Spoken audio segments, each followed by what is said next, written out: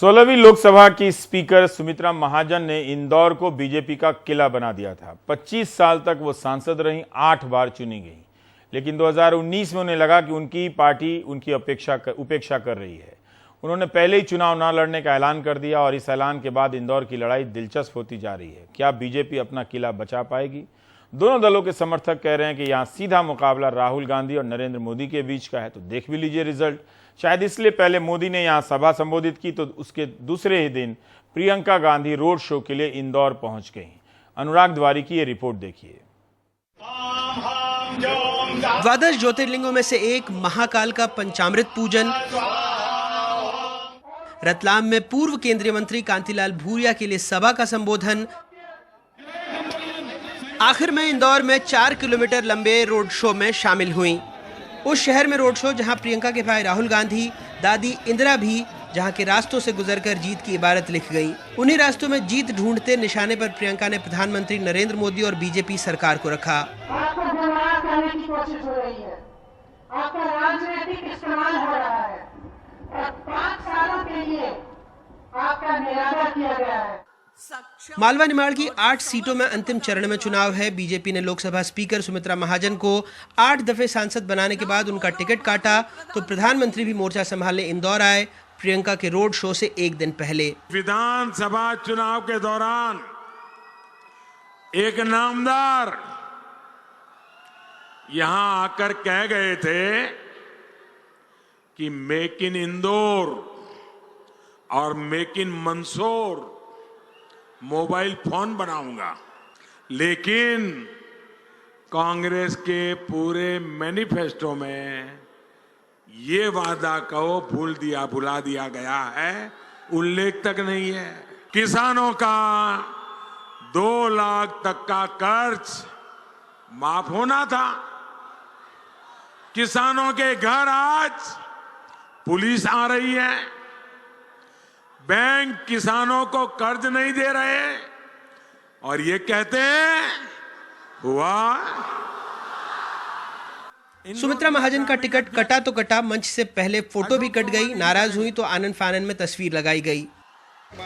साल 1989 से लेकर 2014 तक ताई लगातार 8 बार कुल 25 सालों तक इंदौर से ही सांसद रही हैं। सूत्र बताते हैं वो चुनाव लड़ना चाहती थीं, टिकट मिलने का इंतजार भी किया, लेकिन पार्टी ने उम्रदराज नेताओं को मार्गदर्शक मंडल में भेजने का सिलसिला जारी रखा। हालांकि भाई यानी कैलाश विजयवर्गीय की भी नहीं चलने दी। चुनाव में बिल्कुल जी जान से हम सभी मिल करके चुनाव लड़ेंगे, मगर कुछ निर्णय लेने में अगर संकोच किसी कारण से होता हो तो वो मेरी तरफ से मैंने कह दिया, संकोच मत करो, नहीं लड़ूंगी मैं, आप निर्णय करो। टिकट मिला पूर्व आईडी अध्यक्ष शंकर ललवानी को, जिन्हें ताई का करीबी माना जाता है। उनके साथ प्रचार में वो कम दिखती हैं, कार्यकर्ता घर आते हैं। प्रचार की शुरुआत पोहा जलेबी से होती है।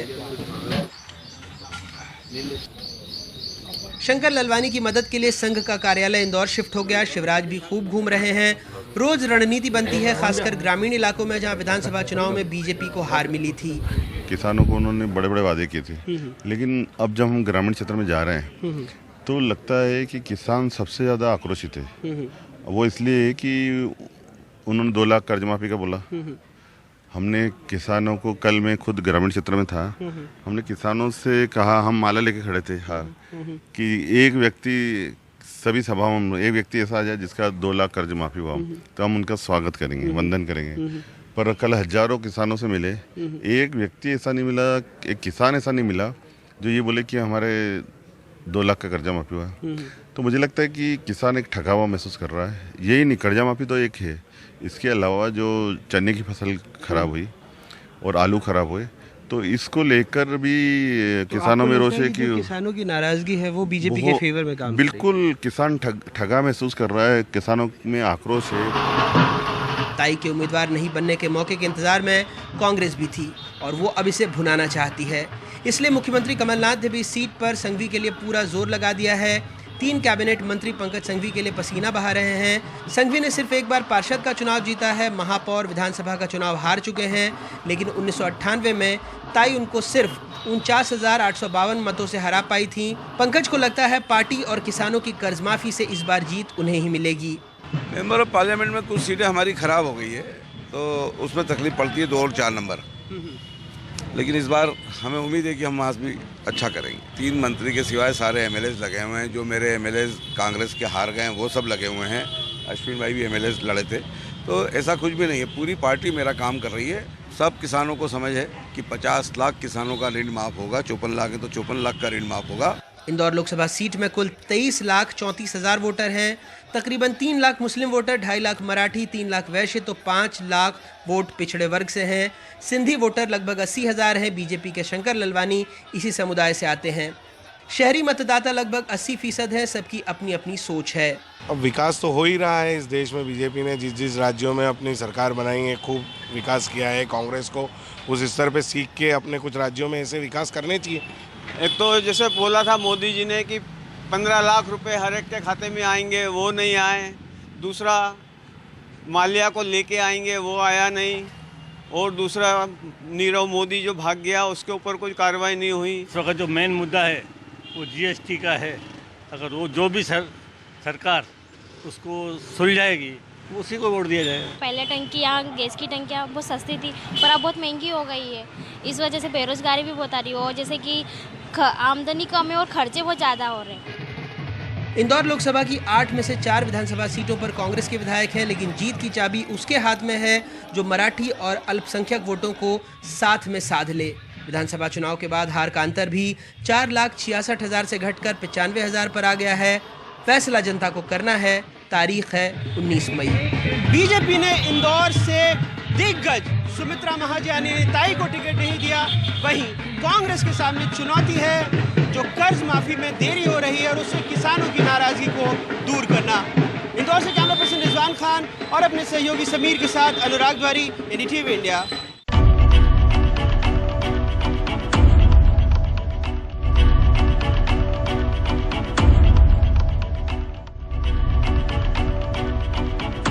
गुरदासपुर से सनी देओल बीजेपी के उम्मीदवार हैं। सब अपने स्टार उम्मीदवार को देखने आ रहे हैं, लेकिन एक आदमी है जो कह रहा है कि उन्हें चुनाव ही नहीं लड़ना चाहिए था।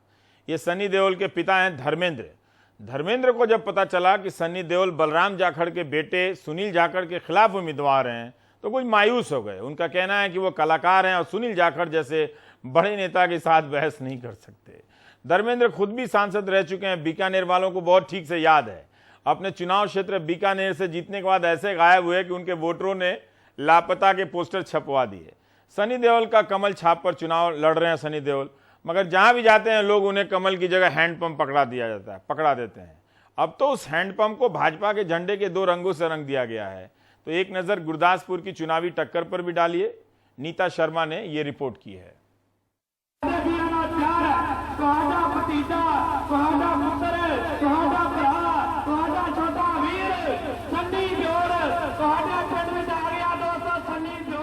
गुरदासपुर की गलियों से जब पंजाब दी शान सनी देओल का काफिला गुजरता है तो लोग उन्हें देखने के लिए ही नहीं आते, बल्कि उनसे हाथ भी मिलाते हैं और ऑटोग्राफ लेकर ही घर जाते हैं। सनी देओल को कौन है वो? हीरो है। महिलाओं के बीच उनकी लोकप्रियता ज्यादा दिखी। मैं बोली जाखड़ नहीं आया तो उधर औरत कोई देखने नहीं गई। आज सभी आगे औरतें देखने सनी देओल को। इसको देंगे। हाँ, इसने क्या किया ऐसा यहाँ पे? अभी देखो करेगा ना कुछ जो गरीबों को बनेगा वो सब वोट देंगे। लेकिन पिता धर्मेंद्र का कहना है कि अगर उन्हें पता होता कि सनी बलराम जाखड़ के बेटे के खिलाफ चुनाव लड़ रहे हैं तो वो उन्हें गुरदासपुर नहीं भेजते। साडा भी मेरा बच्चा मर गया, सच्ची गल है। उन्होंने पिताजी बलराम जाखड़ मेरे बहुत अच्छे रिश्ते रहे, बहुत प्यारे रिश्ते रहे। तो हम मैनू समझ नहीं आया कि बहस की करांगे। ਹੁਣ ਸਨੀ ਉਹਨਾਂ ਤਾਂ ਬਹਿਸ ਨਹੀਂ ਸਕਦਾ, ਇਹਨਾਂ ਨੂੰ ਤਾਂ ਤਜਰਬਾ ਹੈ। ਇਹਨਾਂ ਦੇ ਪਿਤਾ ਜੀ ਵੀ ਸਿਆਸਤਦਾਨ ਸੀ, ਇਹ ਵੀ ਸਿਆਸਤਦਾਨ ਨੇ। ਅਸੀਂ ਆਏ ਹਾਂ ਇੰਡਸਟਰੀ ਤੋਂ, ਹੁਣ ਆ ਗਏ ਹਾਂ ਕਿ ਸਾਨੂੰ ਮੈਨੂੰ ਪਤਾ ਹੁੰਦਾ ਜੇ ਜਾਖੜ ਸਾਹਿਬ ਦਾ ਬੇਟਾ ਤਾਂ ਮੈਂ ਸ਼ਾਇਦ ਆਉਂਦਾ ਵੀ ਨਾ। ਹੁਣ ਆ ਗਏ ਤਾਂ ਭਾਈ ਹੁਣ ਤਾਂ ਗੱਲ ਪਈ, ਗੱਲ ਸਿਰੇ ਲਾਵਾਂਗੇ। ਮੁਕੱਦਰ ਲਿਆ ਯਾਰ, ਹੋਰ ਕੀ ਪੁੱਛਦੇ ਹੋ? ਅਸੀਂ ਇੱਥੇ ਕੀ ਲੈਣਾ ਸੀ? ਅਸੀਂ ਚੰਗੇ ਭਲੇ, ਸਾਡੀਆਂ ਫਿਲਮਾਂ ਬਣ ਰਹੀਆਂ, ਮੁੰਡੇ ਨੂੰ ਸਲਾਉਣ ਜਾ ਰਹੇ ਹਾਂ। ਮੁਕੱਦਰ ਲਿਆ, ਹੁਣ ਲੜਾਂਗੇ। वैसे सनी देओल जो कहते रहे हैं उससे जैसे उनके पिता की बात सही साबित होती है, तो क्या सनी देओल का जादू गुरदासपुर में चल जाएगा? मोदी जी ने पिछले 5 साल बहुत अच्छा काम किया है, बहुत ही अच्छे नेता। मैं चाहता हूं कि आगे भी वो रहें, बिकॉज देश को इकट्ठा रखना और जोड़ के रखना, आगे बढ़ते रहना, हमें we need a good leader. आपको लगता है कि बालाकोट स्ट्राइक्स हेल्प करेंगी ये देश को जोड़ के रखने के लिए? कौन स्ट्राइक्स? बालाकोट स्ट्राइक्स जो बालाकोट में। देखिए, मेरे को इतनी चीज़ों के बारे में खबर नहीं है। मैं यही कहना चाह रहा हूँ, मैं यहाँ आया हूँ, लड़ने आया हूँ, जीत जाऊंगा, फिर मैं जुड़ूंगा, फिर मैं आपके साथ बाकी चीज़ों पर बहुत सारी बात कर सकता हूँ। फिलहाल मैं सिर्फ चाहता हूँ कि मैं जीतूं और अपने देश की सेवा करूँ। गुरदासपुर वो इलाका है जो पाकिस्तान से महज कुछ किलोमीटर दूर है, लेकिन यहाँ मुद्दा बालाकोट नहीं बल्कि बेरोजगारी है। नौजवान पढ़े लिखे हैं लेकिन बेरोजगार हैं। इस टाइम हम फ्री हैं। हाँ जी। कोई मतलब बेरोजगारी है बिल्कुल, ना कोई नौकरी मिलती है। हमने डिप्लोमे की है, हमने डिग्री की है, बिल्कुल खाली है, कोई नौकरी तो नहीं। आप उम्मीदवार से चाहेंगे कि वो आपको नौकरियां दिलवाएं? क्या है कि हर साल ऐसे ही होता है, सारे वादे कर देते हैं पर पूरा कोई नहीं करता। हर साल की तरह ही ऐसे ही होगा जैसे अगले पहले ही होगा ना। जो भी आता है ऐसे हाथ हिला कर चला जाता है। हमको कुछ देकर जाएगा तो पता चलेगा कि हाँ हमको कुछ देकर गया है। गुरदासपुर से सनी देओल को बीजेपी ने इस उम्मीद से उतारा है कि वो कांग्रेस से ये सीट छीन पाएंगे। लोकल उम्मीदवार इसलिए नहीं उतारा कि 2017 में हुए उपचुनाव में कांग्रेस ने 1.5 लाख वोटों से बीजेपी के उम्मीदवार को हराया था। जो बच्चे आपने देख रहे हैं इतनी बड़ी तादाद में, जिनको ये मोदी साहब कहते थे या जेटली साहब बार बार कहते नहीं थकते कि aspirational India, this is this aspirational India which is looking for jobs other than पकौड़े तलने के लिए. This is not their aspirational level. They want to head multinational companies. They would rather head McDonald's rather than यहाँ पकौड़े की कढ़ाई डाल के बैठ जाएं. मोदी साहब समझ नहीं पाए, ना जेटली साहब समझा पाए. वो कहते हैं पकौड़े तलो. किस तरह से there's a total mismatch. दरअसल गुरदासपुर की लड़ाई सनी के आने के बाद दिलचस्प हो गई है। पहले माना जा रहा था कि इस इलाके में सुनील जाखड़ को कोई टक्कर नहीं दे सकता। सुनील पंजाब कांग्रेस कमेटी के अध्यक्ष हैं, इसलिए कांग्रेस उन्हें जिताना अपनी इज्जत का सवाल बना चुकी है। Balakot is no issue in Punjab at all. Punjab doesn't want war. Punjab wants peace because we have about a 540 kilometer border with Pakistan. तो हम नहीं चाहते अगर हमारे गांव में आप जाओ बॉर्डर एरिया में और पूछो, वो सब कहेंगे हमें शांति चाहिए, हमें ऐसी बात नहीं चाहिए। वैसे मोदी मोदी के नारे लगाने वाले यहाँ भी कुछ लोग हैं। मोदी जी को भी वोट जा रहा है और मोदी जी को वोट इसके लिए जा रहे हैं जो हमारे देश के लिए आज तक उसने किया ना, वो प्रधानमंत्री कर नहीं सकता। अपना हमने देखना है, अभी तक तो मोदी के नाम पर चल रहा है काम। पंजाब में सभी 13 लोकसभा सीटों पर 19 मई को यानी आखिरी चरण में मतदान होना है। ऐसे में हर राजनीतिक दल इस समय पंजाब में फोकस किए हुए है। गुरदासपुर से नीता शर्मा, NDTV इंडिया के लिए।